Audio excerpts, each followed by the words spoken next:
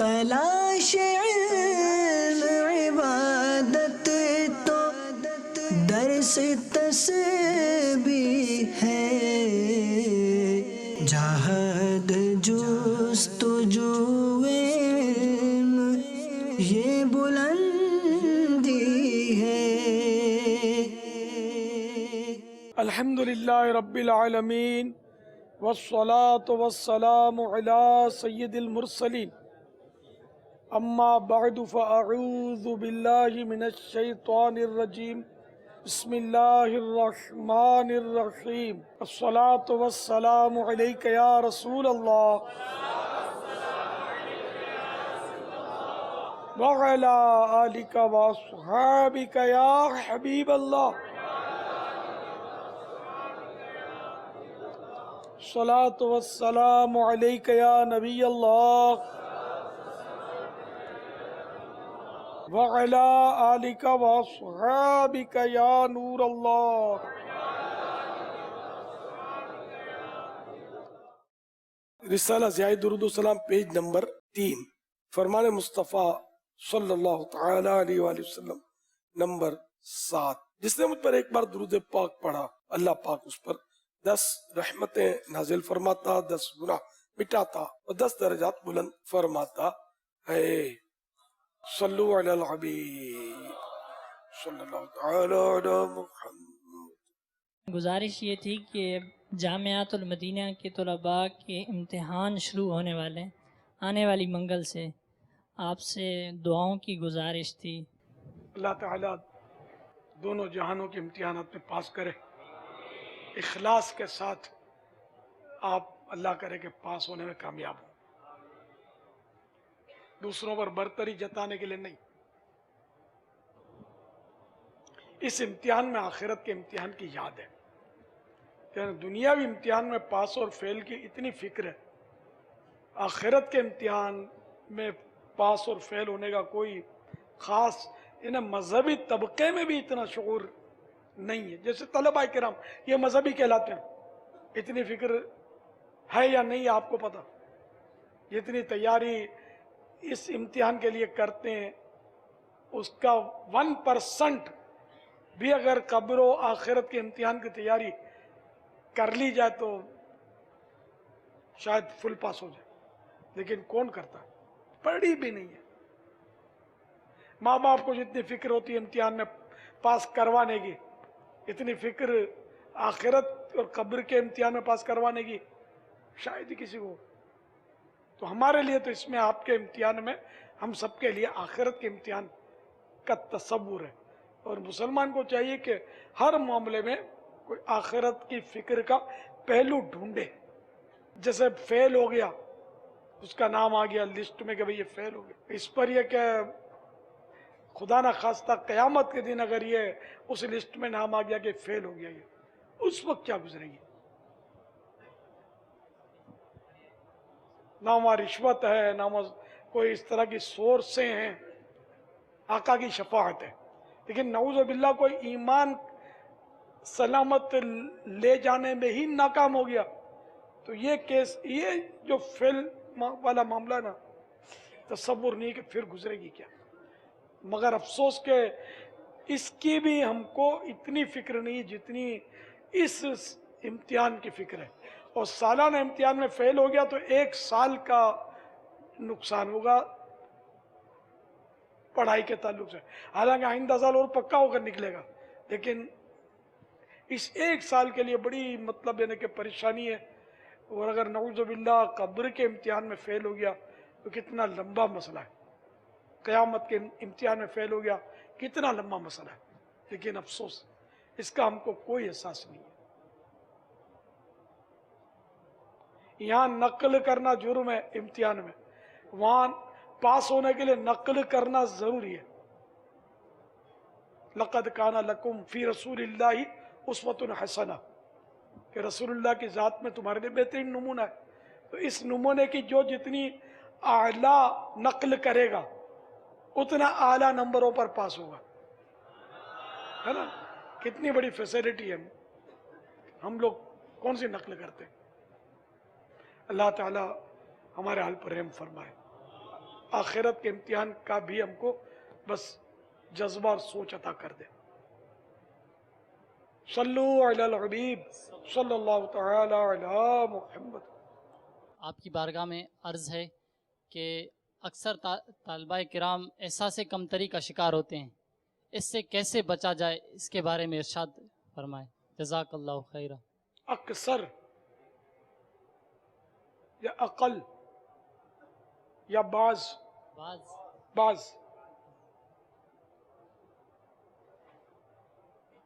احساس کمتری کے مختلف اسباب ہوتے ہیں.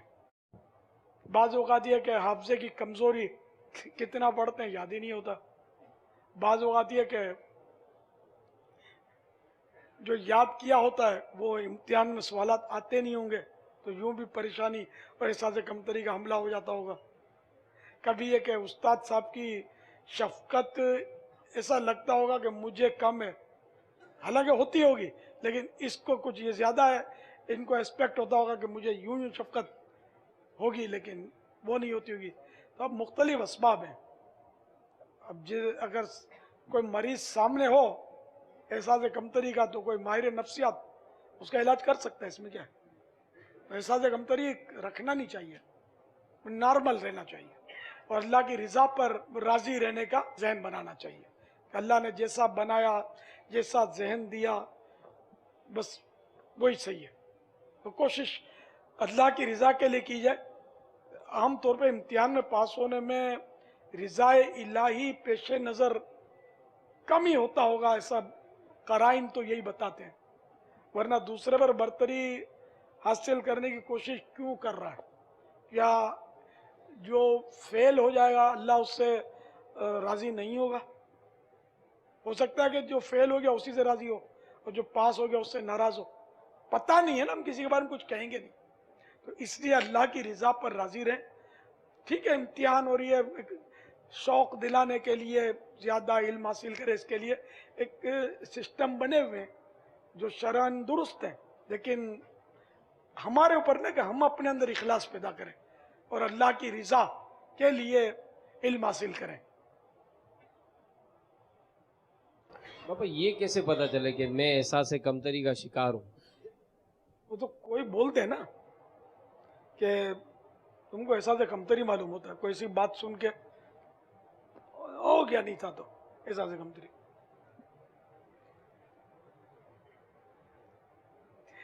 وہ نہیں پرانا پہلے کوئی سبق پڑھتے تھے، سبق تھا یا ہوتا نہیں کچھ پڑھا تھا کہیں کہ وہ طلبہ کو چھٹی کرنی تھی تو استاد صاحب یہ انہوں نے پلاننگ کی کہ استاد صاحب آئے تو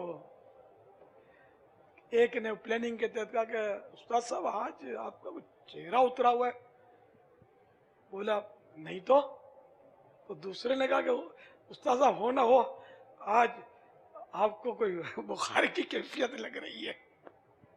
اب کسی نے بخار چڑھایا، کسی نے درد سر کا تحفہ دیا استاد کو، کسی نے تھکن کی طرف اس کو متوجہ کیا. تو اب استاد صاحب کو یہ سارے امراض لگ گئے. بولا ہاں صحیح کہتے ہو تم، میں بھی محسوس کر رہا تھا کچھ. وہ جا کر بولا نہیں چھٹی کرو، میں جاتا ہوں، اگر مجھے آرام کی ضرورت ہے سنو کو مزید کچھ ہو جائے مجھے. تو وہ طلبہ کو چھٹی مل گئی. ایک کسی نے چٹکلا گڑا ہوگا. تو یوں یہ بھی ہوتا ہے کہ نفسیاتی طور پر بھی بندے کو مطلب یعنی کہ اگر ہم بولیں گے نا تو بیمار ہو جائے گا، یا کسی نے کسی کے ساتھ کوئی ناروا سلوک کیا، ڈانٹا یا کچھ بھی ایسی کوئی بات کی اس سے، تو دوسرے کی بعض اوقات بے جا ہمدردی اس کو احساس دلا دیتی کہ میرے ساتھ کچھ ہوا ہے. ورنہ بعض اوقات بعض لوگ ہوتے ہیں اور ان کو نہیں سب توجہ ہوتی، یعنی ان کا مذاق بھی اڑا لیا جائے نا، ان کو پتہ نہیں چلتا کہ میرا مذاق اڑ رہا ہے. تو یہ دوسرا اس کو کہے گا کہ یار تمہارے ساتھ اس نے جو ہی کیا نا صحیح نہیں کیا جو تمہارا مذاق اڑایا. ایسا نہیں بولنا چاہیے اس کو، سمجھے، بس تم صبر کرنا. یہ بول کے اس کی توجہ چلی گئی کہ اچھا میرا مذاق بھی اڑایا تھا فلاں نے، میں نہیں چھوڑوں گا اس کو. اس میں بھی ہے کہ بعض اوقات ایسا ہوتا ہے کہ اپنے तवज्जो ना दिलाएं अगले को, तवज्जो दिलाकर भी फंसने वाली बात है। फिर ये बातें सब तजर्बे से आएंगी आहिस्ता आहिस्ता, या वो मदनी मुज़ाकरों में हाजिरियां देते रहेंगे तो अल्लाह करेगा तो इस तरह की बातें करते रहेंगे अपने इंशाअल्लाह। सल्लु अलल हबीब सल्लल्लाहु तआला अला मुहम्मद। ये इम्तिहानात के हवाले से एक पर्ची मिली है कि जब कोई कमज़ोर तालिबुल इल्म किसी ज़हीन के पास जाते हैं कि मेरी तैयारी करवाएं, तो वो ज़हीन इस्लामी भाई कहते हैं पूरे साल तो आपने पढ़ा नहीं, अब आप तैयारी के लिए मेरे पास आएँ, तो अब क्या किया जाए इस हवाले से? यार उसका हौसला तो पस्त होना है, इम्तिहान नहीं दे सकता, सही बोलता है। वाकई पढ़ना तो सारा साल चाहिए। जैसे हम हाफिज जो होते हैं ना, जो मुसल्ला सुनाते हैं, ये आजकल आपको जवाब नहीं देंगे। जिनको मुसल्ला सुनाना होगा ना, सारा साल कुरान करीम खोल कर देखना नहीं है, वो मुसल्ला सुनाने के लिए। और जिस साल मुसल्ला नहीं सुनाना, उस साल भी रमज़ान से पहले भी नहीं देखना, न रमज़ान में देखना है। जब मुसल्ला सुनाना है या समाअत करनी है तो देखते होंगे, तो ये भी तरीका सही नहीं है। कुरान करीम सारा साल ही जो पढ़ता रहेगा तो उसको रमज़ान शरीफ में एक तरह से यूं भी होगा, टेंशन ही नहीं होगा। इसलिए वो सारा साल पढ़ते रहेंगे तो इंशाअल्लाह तरकीब बन जाएगी। अलबत्ता ये कि जान छुड़ाने के लिए भी ये जवाब हो सकता है कि सारा साल तो तुमने नहीं किया था, क्या पढ़ोगे तुम चंद रोज में, ताकि जान छूट या गले ना पड़े। कि जो कमजोर होता है उसको पढ़ाने में मेहनत ज्यादा पड़ती है।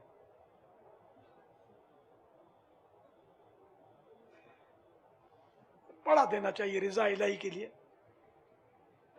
मोहम्मद दिलपसंद अतारी, जामिअतुल मदीना बदीन।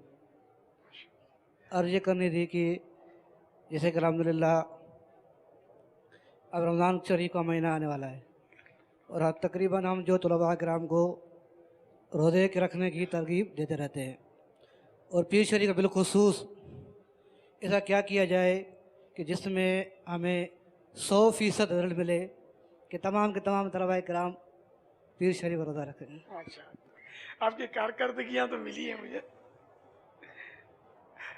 हाफिज एहसान के जरिए, माशाअल्लाह, बहुत तरगीब फजाइल। मगर ये कि ये मदनी फूल ज़हन में रखें कि जो ये पढ़ रहे हैं, इल्म दीन हासिल कर रहे हैं, ये नफल रोज़े से अफजल काम है। अगर नफल रोज़े की वजह से ये इनकी पढ़ाई में हरज होता हो ना, तो फिर पढ़ाई हो, ठीक है ना। और अगर पढ़ाई में हरज नहीं होता तो साथ में नफल रोज़ा भी हो, सोने पे सुहागा। तो ये समझाते रहें, तरगीब देते रहें, फजाइल बयान करते रहें, और मजबूर ना करें कि ऐसा ना हो कि फिर वो नफल रोज़ा तो रखेगा, ये पढ़ा रहेगा, तो वो पढ़ेगा नहीं, तो ये बड़ा नुकसान है। कोई होता है कि उसमें होती है कुव्वत बर्दाश्त, किसी में नहीं होती। रमज़ान का रोज़ा नहीं बर्दाश्त कर सकते, लेकिन वो तो फ़र्ज़ है, रखना है। लेकिन कुछ ऐसे भी मिलेंगे आपको कि रमज़ान के अलावा कोई रोज़ा नहीं रखते पूरे साल में, बर्दाश्त नहीं होता, लेकिन कुछ ना कुछ रोज़े रखने चाहिए। तो इस तरह रमज़ान के रोज़े बर्दाश्त करना शायद आसान होगा, वरना पहला रोज़ा रमज़ान का आम तौर पे लोगों पर बड़ा भारी गुजरता है, ची बोल जाते होंगे कुछ लोग। तो पहला रोज़ा भारी हुआ ना, तो ये समझेंगे सारा महीना ऐसा ही होगा। ऐसा नहीं होता, पहले रोज़े में थोड़ी प्रैक्टिस हो जाती है, फिर आहिस्ता आहिस्ता तरकीब बन जाती है। हिम्मत नहीं हारनी चाहिए। इसी तरह नफल रोज़ों में कि शुरू में हो सकता है कुछ भारी महसूस हो, आहिस्ता आहिस्ता उसकी भी तरकीब बन जाए। सल्लू अलल हबीब। मेरा नाम मोहम्मद मोहसिन रज़ा अतारी है। मैं जामिअतुल मदीना फ़ैज़ान नूर मुस्तफ़ा का तालिब इल्म हूँ। मेरा मुर्शिद पाक से ये सवाल है, क्या मदनी काम करने से जामिअतुल मदीना की पढ़ाई में कोई रुकावट पैदा होती है, या मदनी काम किया जाए या फिर पढ़ाई की जाए, या दोनों को कैसे साथ चला जाए? बराए करम रहनुमाई फरमा दीजिए। अल्लाह अल्लाह। जो तिजारत करता है वो भी मदनी काम कर रहा होता है, तो क्या उनकी तिजारत में फ़र्क आता है? जो नौकरी करता है वो मदनी काम करता है, तो क्या उसकी नौकरी पर फ़र्क आता है? आखिर मदनी काम करने वाले कोई बेरोजगार और बेकार तो नहीं होता कि जो बिल्कुल बेकार हो, जिसका कोई काम ना हो, साहब वो मदनी काम करेगा? ऐसा तो नहीं है कि ये काम भी करना है वो भी काम करना है। तो पढ़ाई के दरमियान आप मदनी काम करेंगे ना, इसके कई फवाइद मिलेंगे। इनमें एक फ़ायदा ये भी होगा कि मदनी काम करते करते करते अगर आप दरस निज़ामी करने में कामयाब हुए, अल्लाह करे आलिम बन गए, मुदर्रिस बन गए, तो इसके फ़वाइद जो है ना ये तलबा किराम को आप ज़्यादा पहुंचा सकेंगे। और अगर ये किसी ने ज़हन दे दिया कि पहले पढ़ लो बाद में काम करना, तो फिर काम नहीं कर सकेंगे आप। पहले पढ़ते रहे, मदनी काम की कोई शुद्ध-बुद्ध नहीं है। अब दरस निज़ामी कर लिया तो अब घर वाले बोलेंगे कमा के लाओ, मदनी काम, फिर बोलेंगे शादी करो, फिर बोलेंगे कि मतलब तदरीस, तो ये तो वो, तो फिर उलझनों में हो सकता है पड़ जाए। तो अहदे तालिब इल्मी में टेंशन कम होता है, बाद में टेंशन बढ़ जाता है। तो यूं मदनी काम से पढ़ाई में कोई नुकसान होना तो नहीं चाहिए। अब कोई खुद ही मतलब सुस्त है और तालीम पर तवज्जो देता नहीं है तो मदनी काम नहीं भी करेगा तब भी वो सुस्त होता है और कमज़ोर होता है। लेकिन बाज़ ज़हीन तलबा हैं ऐसे कि जिन्होंने मदनी काम भी करने होते हैं, पढ़ाई भी करनी होती है, पढ़ाई करते भी हैं, अच्छे नंबर भी लेते हैं। कई 12 माह वाले भी हो सकता है आपको मिल जाएंगे जिन्होंने 12 माह का सफ़र भी किया और मदनी काम भी करते होते हैं और अच्छे नंबरों से ये अपने उसमें भी आ जाते हैं। तंजीमुल मदारिस का जो इम्तिहान होता है उसमें भी अच्छे नंबर ले लेते हैं। तो बाज़ ज़हन ज़्यादा होते हैं, कुछ कुन ज़हन होते हैं। बहरहाल मदनी काम तो करना और करना चाहिए। अलाकिलो तकफ़ीहिल इशारतो, इसलिए मदनी काम करना चाहिए। आपकी फुर्सत से फ़ायदा उठाए, तालिब इल्म को ज़्यादा फ़ायदा होगा।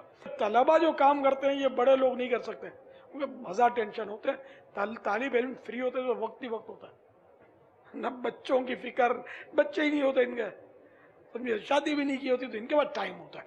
तो इसलिए अभी आप बच्चे हैं, आप जो काम करेंगे ना इंशाअल्लाह वो ज़्यादा इंशाअल्लाह बेहतरी लाएगा और आपकी आदत भी पड़ेगी। सल्लु अलल हबीब सल्लल्लाहु तआला अला मुहम्मद। शुरू में तो हमने जब दरस निज़ामी जिन्होंने कर लिया, 12 माह का ज़हन दिया हमने, तो सिर्फ 2 या 3 ने सफ़र किया था। तो उसी वक्त हमारा ज़हन बन गया कि दरस निज़ामी के बाद ये तरकीब बननी मुश्किल है, अहदे तालिब इल्मी में ही हो जाए। तो इसमें फ़ायदा ज़्यादा है कि इनको टेंशन कम होता है। तो जो तलबा हैं, जो अहल हैं इसके कि वो सफ़र कर सकते हैं, माँ बाप भी इनको इजाज़त दे देंगे, कद काठ भी सही है, तो उनको तो कर लेना चाहिए। बाकी जो दरस निज़ामी कर चुके वो भी 12 माह का सफ़र करें तो मदीना करना चाहिए। सभी को ज़िंदगी में कम से कम एक बार 12 माह का सफ़र इख्तियार करना चाहिए। सल्लु अलल हबीब सल्लल्लाहु तआला अला मुहम्मद।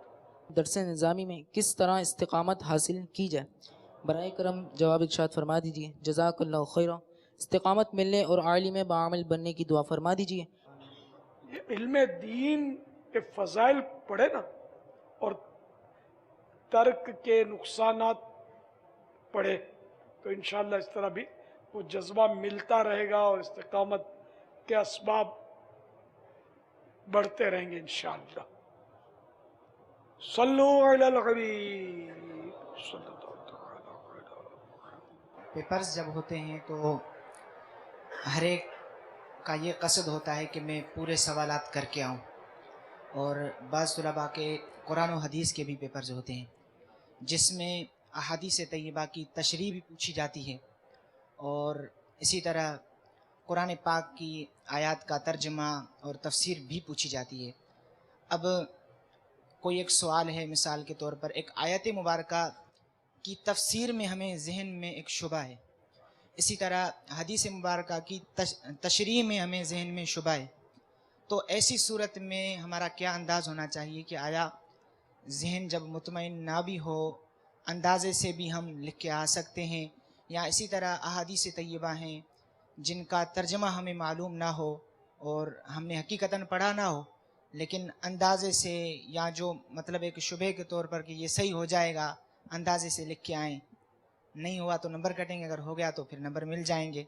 اس میں ہمارا کیا انداز ہونا چاہیے، اس کے بارے میں رہنمائی فرمائیں۔ ہے تو بڑا نازک مسئلہ، اس میں یہ کہ تفسیر بالرائے یا حدیث پاک کے شرح بالرائے یہ حرام ہے۔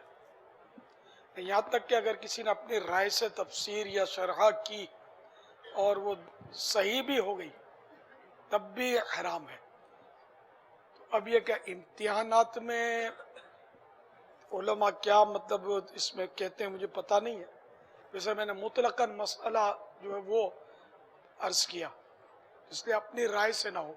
اسی طرح حدیث پاک کا ترجمہ اپنی رائے سے نہ ہو کہ سرکار نامدار صلی اللہ تعالی علیہ وآلہ وسلم جو فرمانا نہیں چاہتے ہم نے وہ کہہ دیا کہ یوں فرمایا، اس طرح اللہ تعالی جو نہیں فرما رہا ہم نے کہہ دیا کہ اللہ نے یوں فرمایا۔ یہ تشریح تفسیر میں یہ سب صورتیں تو ہیں نا، تو اس لیے 100% جب تک معلوم نہ ہو لکھا بھی نہ جائے بولا بھی نہ جائے۔ یہی مسئلے میں بھی ہے کہ مسئلہ بھی اپنی اٹکل سے نہیں بتایا جاتا نا، مسئلہ یا حکم شریعت یہ کیا ہے، یہ اللہ اور رسول کا حکم ہے۔ حکم شریعت کے معنی کہیے اللہ تعالیٰ کا یہ حکم ہے، تو اب اللہ اور رسول کا حکم نہیں ہے اور ہم نے کہہ دیا کہ اللہ اور رسول کا حکم یوں ہے، مسئلہ یہ ہے، یہ ہے بہت ہیوی، گناہ کبیرہ ہے غلط مسئلہ بیان کرنا۔ فجن میں اسید رضا تاری جامعۃ المدینہ فیضان قدس مدینہ کا درجہ ثانیہ میں زیر تعلیم ہوں۔ آپ کی بارگاہ میں ایک سوال عرض یہ کرنا ہے کہ ہم نے سنا ہے کہ لوگ یہ کہتے ہیں کہ آپ کا فرمان ہے کہ آپ مدنی کام کرتے جائیں، آپ قوانین بنانا میرا کام ہے، تو اس سے کیا مراد ہے؟ جامعات المدینہ میں بند کر دیتا، ورنہ تو اگر اتنی طاقت ہوتی نا مجھ میں مدنی کام کرتے جاؤ عالم میں بنا دوں گا۔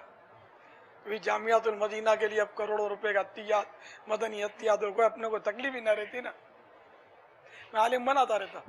تو پتہ چلا کہ یہ قول درست نہیں ہے۔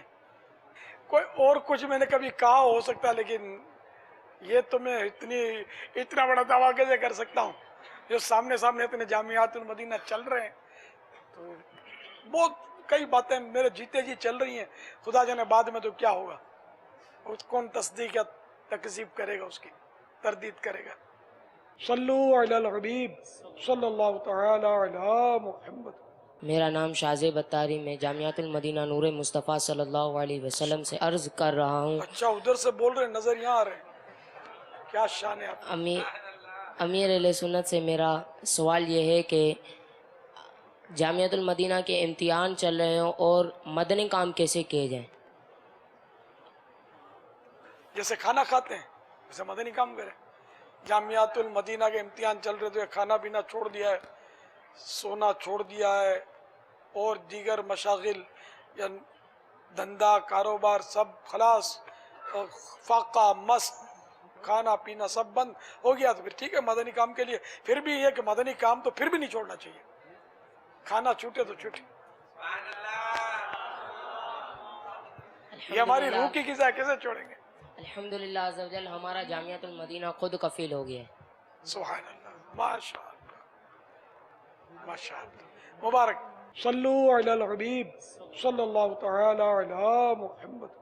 یا سیدی، ایک جو حدیث پاک کہ جس نے کتاب میں میرا نام لکھا اور اس پر درود پاک لکھا، خلاصہ اس کا کہ وہ جب تک درود لکھا رہے گا فرشتے اس کے لیے استغفار کرتے رہیں گے، تو اس کی فضیلت کیسے حاصل کی جائے؟ کیا پہلے نام مبارک لکھ کر پھر درود پاک لکھا جائے، یا فقط صلی اللہ علیہ وسلم ہی پیڈ پر یا لکھ لیا جائے تو بھی اس کی فضیلت حاصل ہو سکتی ہے؟ درود شریف کے ساتھ نام لکھنے کا شاید نہیں لکھا ہے، تو اپنی طرف سے اپنی اٹکل سے شرح کر نہیں سکتے نا۔ یہ ضیاء درود و سلام فرمان مصطفیٰ صلی اللہ تعالی علیہ وآلہ وسلم نمبر 20، جس نے کتاب میں مجھ پر درود پاک لکھا تو جب تک میرا نام اس میں رہے گا فرشتے اس کے لیے استغفار یعنی بخشش کی دعا کرتے رہیں گے۔ صلو علی الحبیب صلی اللہ تعالی علی محمد۔ اب اس کی بھی کوئی شرح میں نے نہیں پڑھی، اپنی اٹکل سے شرح کر بھی نہیں سکتے نا۔ تفسیر بالرائے اور شرح بالرائے حدیث پاک کی یہ حرام ہے. اپنی اٹکل سے اگر کسی نے درست کی تب بھی حرام ہے، کیونکہ یہ اس کے جو اہل ہوتے ہیں ہر عالم بھی نہیں کر سکتا.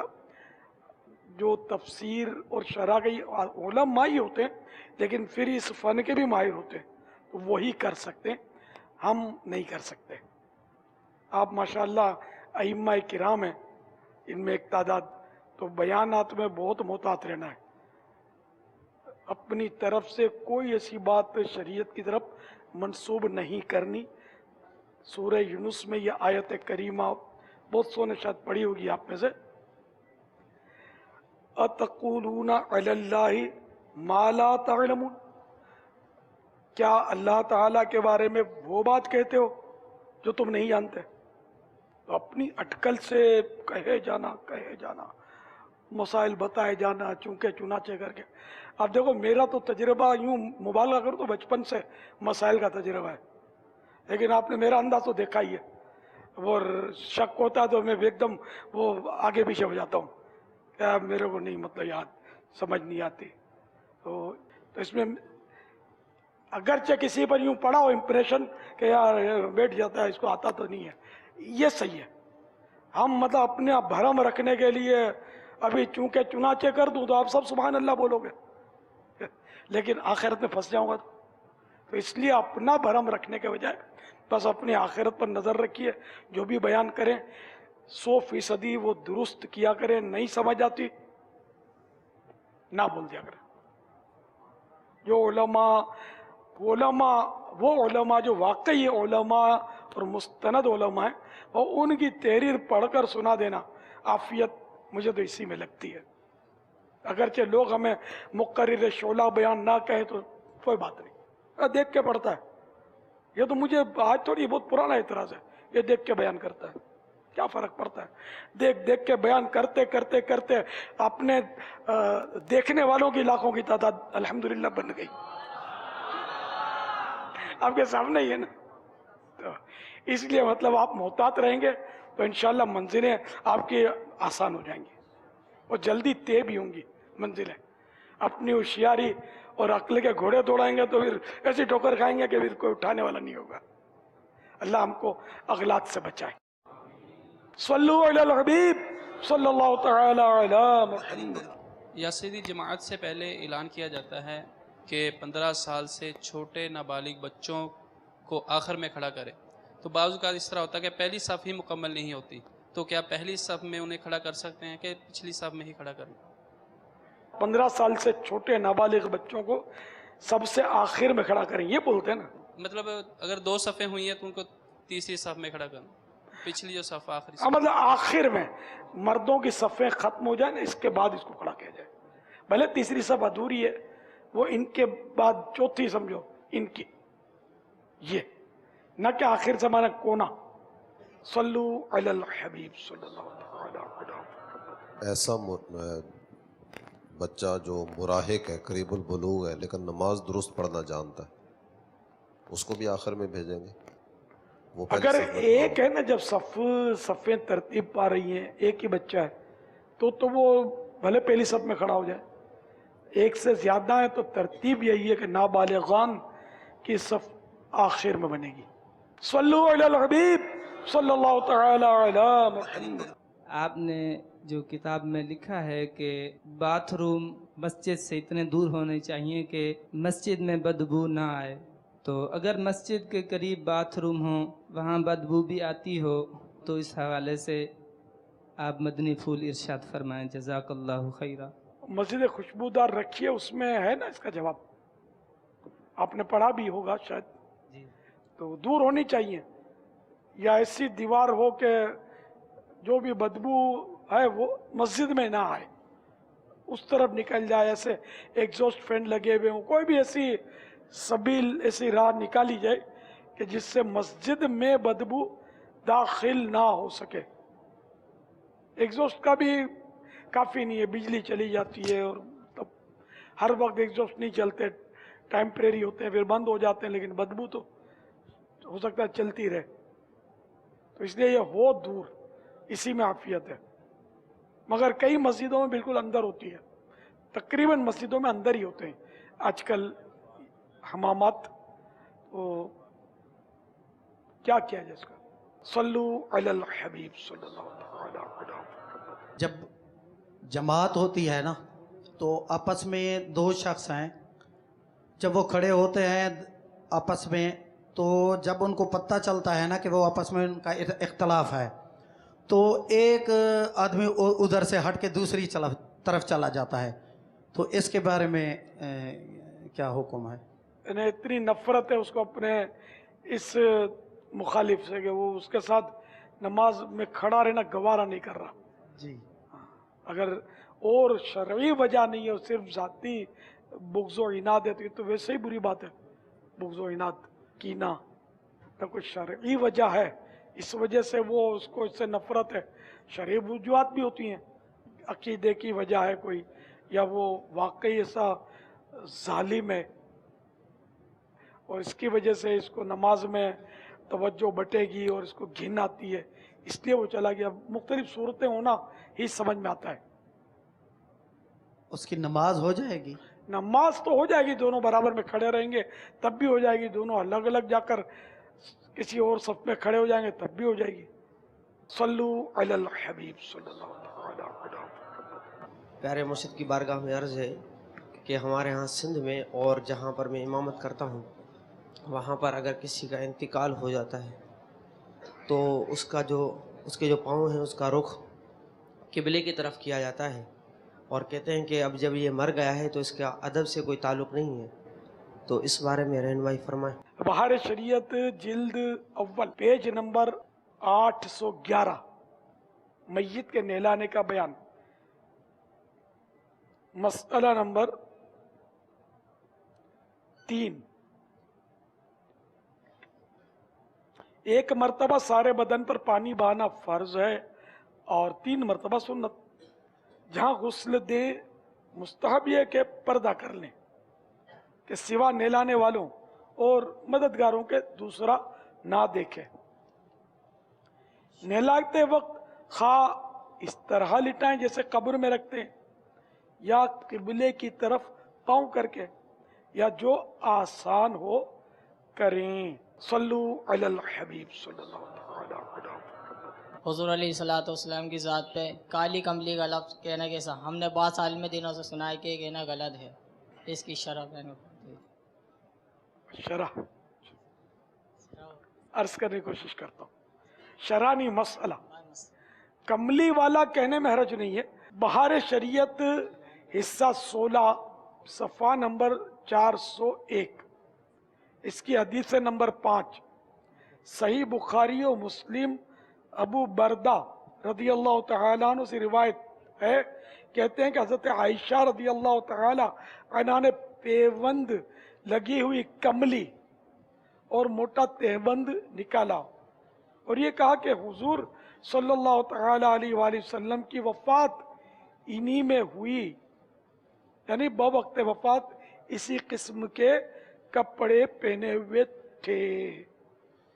तो ये बहार शरीयत जिन्होंने लिखे ना, ये बहुत बड़े आलिम थे, आला हज़रत के खलीफा थे, इन्होंने कमली का लिखा है। सल्लू अलल हबीब। अल्हम्दुलिल्लाह कई इमाम साहिबान अल्हम्दुलिल्लाह यहाँ मौजूद हैं। आपने फैज़ान सुन्नत में तहरीर फरमाया कि एक इमाम साहब की इनफरादी कोशिश की बरकत से इमाम साहब ने एक मदनी नामत का रिसाला एक इस्लामी भाई को दिया, उसकी बरकत से वो इस्लामी भाई मदनी माहौल से वाबस्ता हुआ और अल्हम्दुलिल्लाह आज वो ज़िम्मेदार बन गया। मदनी इनामात ये नेक बनने का अल्हम्दुलिल्लाह अजीम नुस्खा है, तो इसको ज़रूर आप लें जो नहीं अमल कर रहे इस पर, और जो अमल करते जाएं उस पर रोज़ाना फ़िक्र मदीना के ज़रिए आप निशान लगाते जाएं, और जो रह जाए उस पर भी गौर करें कि ये क्यों रह गया, आइंदा उस पर भी अमल करें। और वाकई अगर इमाम काम करे ना, हर इमाम एक्टिव नहीं होता, इमाम काम करे, मदनी काम करे तो बेताज बादशाह बन जाए, अपने इलाके का लोग उसको सुने। तो सबके सब मदनी इनामात पर अमल का भी जहन बनाएं और मेहरबानी करके इमाम साहिबान भी अमल करें और अपने मुक्तदियों में भी इसका सिलसिला करें। इनफरादी कोशिश, इज्तिमाई कोशिश के ज़रिए तो इंशाअल्लाह नेकी का दौर दौरा होगा इंशाअल्लाह। जज़ाकल्लाहु तआला खैर। वैयाकुम। सल्लू अलल हबीब। रोज़ा रखना हो तो टाइम पूरा हो जाए और 1 मिनट भी ऊपर हो जाए तो रोज़ा टूट जाएगा या रखा जाएगा? 1 सेकंड भी पूरा हो गया, ऊपर हो गया तो रोजा तो गया। सल्लू अलल हबीब सल्लल्लाहु अलैहि वसल्लम। हुजूर, बगैर टोपी के नंगे सर नमाज पढ़ना कैसा है? इसकी सूरतें हैं, यानी अगर नमाज सुस्ती की वजह से, वैसे ही सुस्ती की वजह से बगैर टोपी के पढ़ी तो मकरूह तंज़ीह। अगर नमाज अल्लाह ये सोच कर पढ़ी कि नमाज कोई ऐसी मोहतमिम भी शान नहीं कि जिसके लिए तो सर भी ढांपा जाए, यानी कि तखफीफ की नमाज की, तौहीन की, तो ऐसी सूरत में कुफ्र है।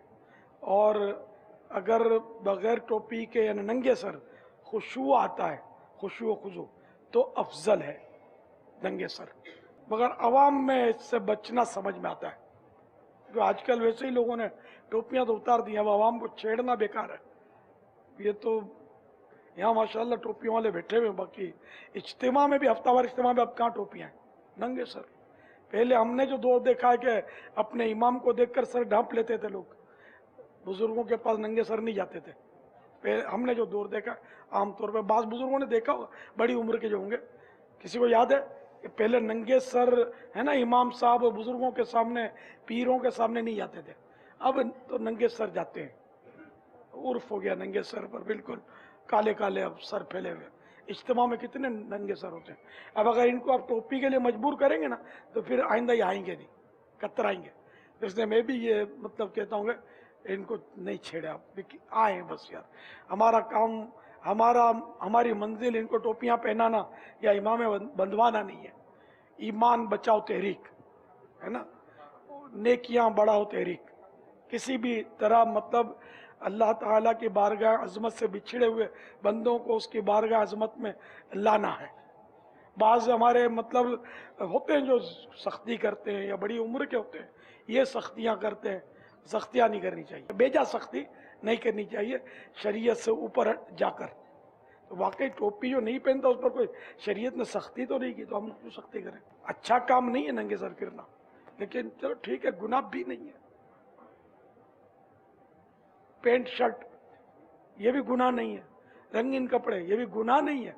इसलिए इन पर सख्तियां करेंगे तो फिर ज़ाहिर है कि वो फिर चले जाएंगे लोग। अल्लाह ताला हमारा ईमान सलामत रखे। मैं जो कहना चाहता हूँ आप भी समझते होंगे, तो इसलिए बस जो भी हैं आप आए, यानी जैसा भी लिबास पहने आएंगे तो मिलजुल के इंशाअल्लाह शैतान को धक्के मार मार के निकालेंगे।